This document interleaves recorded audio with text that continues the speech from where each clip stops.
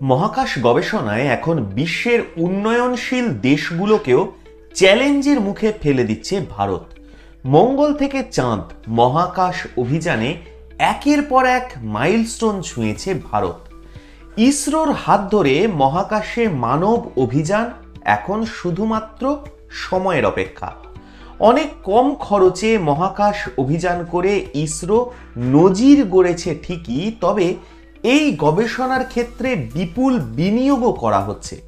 তবে সেই বিনিয়োগ থেকে কি কিছু ফেরত আসে আদৌ? এবার সেই হিসেব সামনে এলো। কি সেই হিসেব?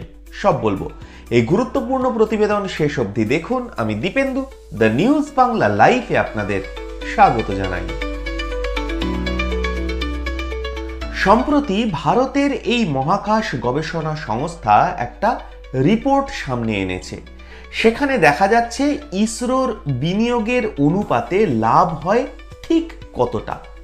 সম্প্রতি কর্ণাটকের এক শিক্ষা প্রতিষ্ঠানের পড়ুয়াদের মুখোমুখি হয়েছিলেন ইসরোর চেয়ারম্যান এস সোমনাথ। সেখানে তিনি বলেন, অন্যান্য দেশের সঙ্গে প্রতিযোগিতা করা নয়, দেশের মানুষকে পরিষেবা দেওয়াই মূল লক্ষ্য। সেখানে তিনি বলেন, চাঁদে অভিযানের খরচ অনেক, আমরা শুধুমাত্র সরকারের সাহায্যের উপর নির্ভর করতে পারি না, আমাদের ব্যবসার সুযোগও দেখতে হয়। যদি গবেষণা চালিয়ে যেতে হয় তাহলে তার ব্যবহারও বাড়াতে হবে, না হলে সরকার সব বন্ধ করে দেবে। এই প্রসঙ্গেই এস সোমনাথ একটা রিপোর্টের কথা উল্লেখ করেন, যেখানে মহাকাশ গবেষণার ক্ষেত্রে রিটার্নের বিষয়টাও রয়েছে।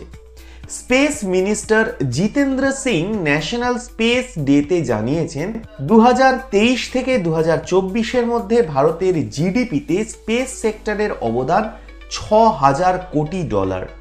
সেখানেই বলা হয়েছে যে ভারতে মহাকাশ গবেষণার ক্ষেত্রে যা খরচ হচ্ছে তার 2.54 গুণ ফিরে আসছে, অর্থাৎ $1 বিনিয়োগ করা হলে ফিরে আসছে প্রায় $2.5। স্পেস সেক্টরে যা রেভিনিউ আসে তার নিরিখে গোটা বিশ্বের মধ্যে 8ম স্থানে রয়েছে ভারত। এই সেক্টর অন্তত 47 লক্ষ কর্মসংস্থান করেছে বলেও জানা যায়। কেমন লাগলো আজকের এই প্রতিবেদন? আপনাদের মূল্যবান এবং গুরুত্বপূর্ণ মতামত জানান দ্য নিউজ বাংলা লাইভের কমেন্ট সেকশনে, আর দেখতে থাকুন দ্য নিউজ বাংলা লাইভ। দুর্নীতি রাজনীতির বাইরে এই ধরনের সব খবর জানতে চোখ রাখুন কেবলমাত্র দ্য নিউজ বাংলা লাইভে।